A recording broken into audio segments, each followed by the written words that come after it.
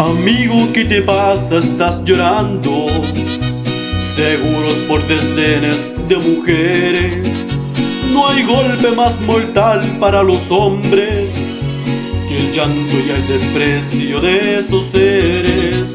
Amigo, voy a darte un buen consejo.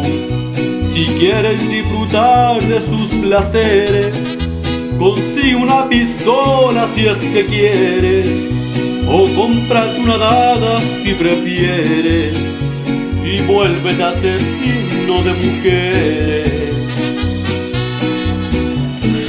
Mátalas con una sobredosis de ternura, asfixialas con besos y dulzura, contágialas de todas tus locuras.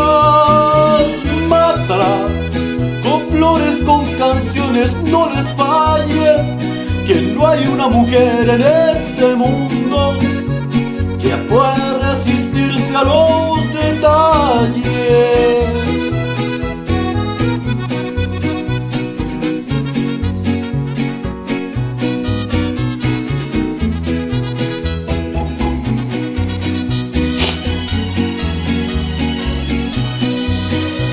Despiértalas con una serenata, sin ser un día especial, llévale flores.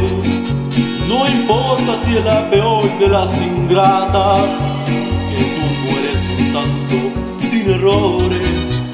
Amigo, voy a darte un buen consejo. Si quieres disfrutar de sus placeres, consigue una pistola si es que quieres, o cómprate una daga si prefieres, y vuélvete asesino de mujeres. Mátalas con una sobredosis de ternura, asfixialas con besos de dulzura, contágialas de todas tus locuras.